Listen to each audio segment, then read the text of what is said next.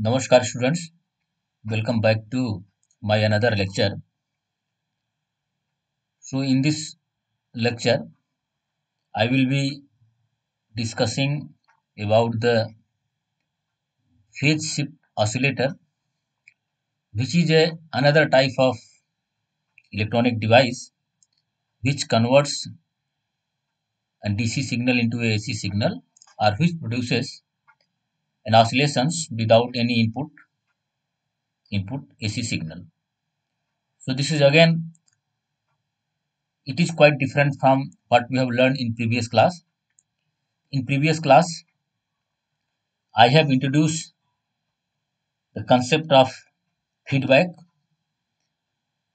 and then I have introduced the concept of positive feedback and negative feedback. Then after that, we have learned the concept of how one can make the oscillator with the help of feedback. So basically, if you use positive feedback in an amplifier, then this with the help of positive feedback we can design a oscillator circuit which can produce oscillations of our desired frequency. And then I have given the concept of tuned oscillatory circuit, where we have amplifier, then at the feedback section we have three reactants x1, x2, x3. If their configuration, if they are connected in such that if x1 and x2 both are same, there are capacitance, and x3 is inductor, then this configuration gives the Colpite oscillator. If x1 x2 are same, that is inductor, and x3 is capacitor, then that called as a Hartley oscillator, then that is another tuned input and tuned output oscillator. Then I have explained the concept of Colpite oscillator. And before introducing the concept of Colpite oscillator, I have given the concept of oscillatory circuit. That is basically a combination of inductor and capacitor in a circuit, which produces a frequency, which produces a oscillations of our desired frequency, and that frequency can be tuned just by changing the value of inductor and capacitor. And the mechanism I have explained in case of oscillatory circuit. And this oscillatory circuit is called as an LC circuit, a tank circuit, where the basic mechanism was the conversion of electrical energy into magnetic energy, and then energy into electrical energy, and then electrical energy into magnetic energy, energy into electrical energy. So that was the basic mechanism of charging and discharging of the capacitor. And obviously, during the charging and discharging, during the conversion of energy from electric electrical energy to the magnetic energy, and magnetic energy to the electrical energy, there will be some loss of energy because of the dielectric loss and because of the radiation loss. So whatever oscillations we get, that was basically a damped oscillation. So in order to produce undamped oscillations, we have to feedback the circuit. So uh, that basic concept was basically the tank circuit. And then we have learned the Colpite oscillator, and then I have explained the concept of Hartley oscillator. So, and we have solved one numerical examples based on the Hartley and Colpite oscillators. So, in today's lecture, we will try to understand the phase shift oscillator. So, as its name says, phase shift. It means there may be some shift in the phase, and the principle of this oscillator, that is phase shift oscillator, is basically change of the phase of the input signal and output signal. So that is basically, let's try to understand what is the principle.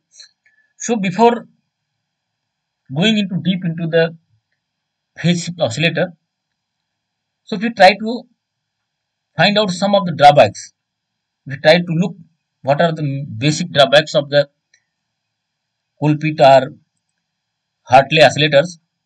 So the oscillator circuit employing LC elements, where we have used inductor and capacitor, have two basic drawbacks.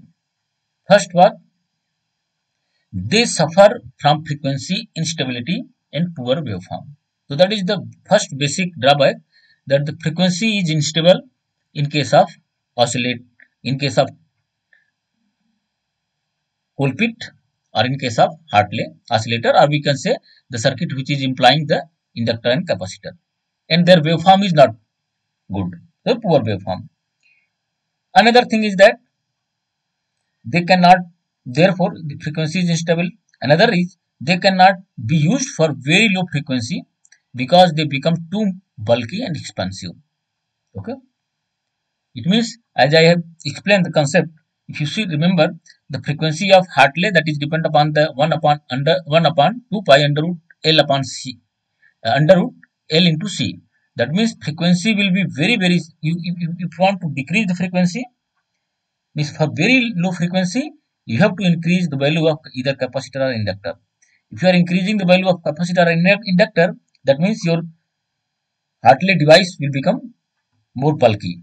So that is what drawback I have written. So that means in order to decrease the frequency, if you want to use for very low frequency, then you have to increase the value of either capacitor or inductor. Inductor means transformer, and that will cause the basically, that will increase the cost of the oscillator. So that is the two general drawback of the Hartley and Colpit oscillator. So this basics, a general drawback can be sorted out, can be overruled by using another circuit, by employing another circuit. So that is called as basically phase shift oscillator. So good frequency stability and waveform can be obtained from oscillator implying resistive and capacitive elements. So here what was making the bulky? Because basically inductor was making the bulky, because inductor, if you are using transformer, that becomes more and more heavy device. So instead of using inductor, you can one can replace this inductor with resistance. Okay, so if we imply resistance and capacitor, okay, then with this help of resistance and capacitor, one can obtain a good frequency stability and waveform, and such oscillator is called as basically RC, or phase shift oscillator. So that is why in place of LC, in place of inductor, what we are using RC. So that is why this is called as RC oscillator, or simply sometimes they are called as a phase shift oscillator. Whether you call RC oscillator or phase shift oscillator, both are the same name. Okay, so what we can do with RC or phase shift oscillator? The phase shift oscillator have additional advantage. What is that? They can be used for very low frequencies. Okay, so that is the additional advantage. But this LC oscillator was not give the very low frequency, but RC oscillator can give very low frequency. And a phase shift of 180 degrees obtained from the RC circuit instead of inductive and capacitive coupling. That is what we have done in previous cases. A further phase shift of 180 degree is introduced due to transistor property, because we know if we are using transistor, so transistor basically introduce 180 phase change in common emitter mode. So 180 phase change in because of the transistor, and 180 because of the RC circuit. So there will be 360 phase change. So that means if you are feeding back a output of a transistor into a input, so 180, 180, 360, that means we can provide a positive feedback in such type of phase shift oscillator. So let us try to understand the basic principle of phase shift oscillator. So as I discussed, in place of inductor and capacitor, we can use combination of resistance and capacitance. So if you remember, the basic principle of Hartley and Colpit oscillator was the oscillatory circuit. So that was the basically combination of inductor and capacitor. Now the basic principle of phase shift oscillator is the combination of capacitor and resistance. So that is the basic difference. In case of tuned oscillator, we have used, in case of Hartley and Colpit oscillator, we have used inductor and capacitor. Okay, but in case of phase shift oscillator, we will use resistance and capacitance. That is the basic difference. And this, if you are replacing inductor with resistance, that means that will, your device will become more light. Okay, that is one advantage. Another, the frequency can be tuned, and very low frequency can be obtained by using the phase shift oscillator. So let's try to understand the basic principle. So here, if you are using the combination of resistance, capacitance, resistance, capacitance, resistance, capacitance, okay. So let's try to understand. First, if we take an example of simple one resistance and one capacitance. So if we are having a one capacitance and one resistance, they are connected in series. So if we apply, let us say in this circuit, if we apply a input voltage, let us say that is which have a voltage V1, and this input voltage has some phase, let us say, maybe some, let us say some phase is there, let us say zero phase is still, and then if we have, if we do not have any resistance, so we know if we apply a voltage, if it will pass through the capacitance, then the voltage will be leading 90 degree. Obviously, phase will be leading 90 degree because capacitor will lead the voltage 90 degree. We know. So it means if we apply a resistance in series with the, here in this circuit configuration, if we measure the voltage across the resistance, so if we try to find out the voltage across V1, that is input voltage, and voltage across the resistance, that is R, that is V1 prime. So if we measure the phase difference between V1 and V prime, so we know that if we do not have resistance, then this V1 and V prime, obviously this V1 prime will be 90 degree leading to the V1. But if the value of resistance is 0, but if the value of resistance is 0, we cannot measure the voltage. Okay, that is not practically possible.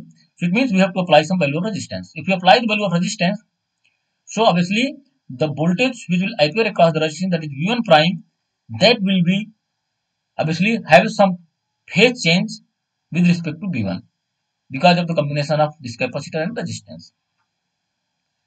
And this, let us say how much phase change is there? Phi, let us say phi phase change is there. So it means by changing the value of this resistance, one can tune the phase of the voltage which is appearing across the resistance R, because this phase change across the capacitor, that is we know that is 90 degree leading, so that is 90 degree, but the value of resistance, just by introducing the resistance, we can tune the value of phase change here, that is V1 prime, which is appearing across the resistance R1. So R is varied. It means the value of resistance R, that can be varied in such a way that in such a value that make V1 prime to lead V1 by 60 degree. So it means by just choosing the value of R in such a way that this V1 prime should lead 60 degree in comparison to the, with respect to the input voltage V1. Okay. So if you have, let us say, if one combination of resistance and capacitor is giving 60 degree phase change, so if we want to make a phase change of 180 degree, so it means we have to use three combination of resistance and capacitance. So here we have one resistance capacitance, another resistance, and capacitance resistance, capacitor resistance, capacitance resistance. So 60 degree phase is changed by this combination, and then 60 degrees phase change by this combination, then again 60 degrees phase change by this combination. So if we measure the total phase change between V1 and V2, to V2 and V1, so V2 will be 180 degree phase change with respect to the V1, because each section of RC circuit give 60 degree phase shift, therefore total 180 phase change, या phase shift will observe between V1 and V2. That is what the basic concept, a basic idea which is used in a phase shift oscillator. So let us try to see the circuit diagram, a basic circuit diagram of phase shift oscillator. So again, phase shift oscillator, here I have used at the amplifier, we have used transistor amplifier. In place of transistor amplifier, one can use a field effect transistor, one can use a operational amplifier. So here we are using a common emitter amplifier. So, this is a common emitter amplifier, okay, and this is used in a voltage divider configuration. So we have plus VCC, RC, RE, and this is fixed bias configuration. Sorry, I think this is not fixed bias. This is a emitter bias configuration. We have our base resistance, we have collector resistance, then we have a emitter resistance, this bypass capacitor, okay, then a capacitor, then we have C1, C2, C3, R1, R2, R3. So three resistance we have used and three capacitance. So we know this emitter, common emitter transistor, this will introduce a phase shift of how much? 180. And as I discussed in the principle of RC oscillator, so this RC oscillator will introduce 180 phase change. So if we this is the output we are measuring. If we take a portion of output and feed it back through the RC circuit to the base, that is to the input of transistor. So 180 phase change is here, and then 180, this combination of R and C, this will produce 180. So 180, that is 360. That means whatever feedback we are giving to the transistor, that is in same phase. Okay, that means we are applying the positive feedback in this circuit diagram. So here VO is the basically output voltage and VI is the input voltage. So basically whatever input voltage we are giving, this input voltage is out of phase. That is, if we have this input voltage VI, so V out will be 180 phase change, and this 180 phase change will be changed again. This combination of R1 and C1, R2 and C2, and R3 and C3, it will produce 180 phase change. So VI will remain same in same phase. So VI will remain always in same phase. That means we are giving the positive feedback.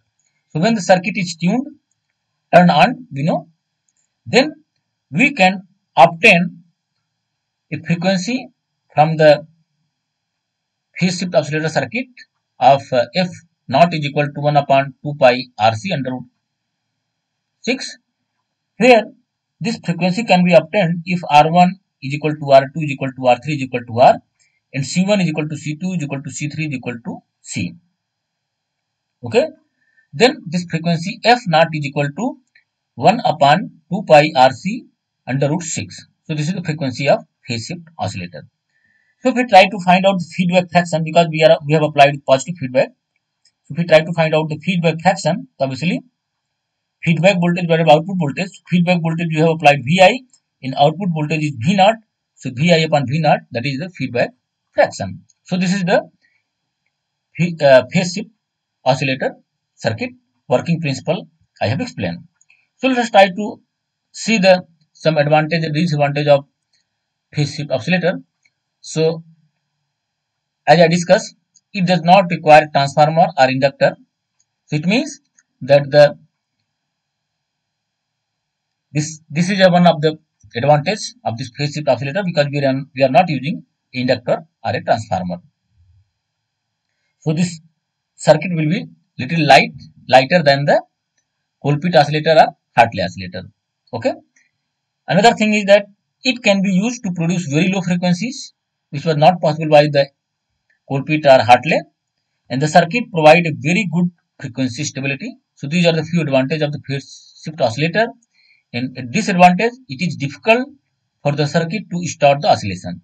So the basic problem of this phase shift oscillator is it is very difficult to produce initial oscillations, because whatever feedback we are giving, that feedback is very low. Okay, therefore if feedback is very low, so it is very difficult to start the oscillation in this circuit. So the major problem of the phase shift oscillator is to start the oscillation. Once the oscillation is started, then there is no problem. Then it gives a very stable, good frequency stability and several other advantages. But it is very difficult to start the oscillation. You have to tune the circuit. We have to adjust the resistance and capacitance in such a way that it should produce a good oscillation. And the circuit gives a small output. So that is another, because it gives a small output. So a portion of this small output is fed back to the input. So that is why it is very difficult to start oscillation. It gives very less, a very small output. So these are the few disadvantage of phase shift oscillator. So with this, I thanks to all of you for listening me carefully for this phase shift oscillator. So this was the last lecture of your this oscillatory circuit topic. So in my coming classes, I will start new topic. With this, thank you very much for listening. Thanks a lot.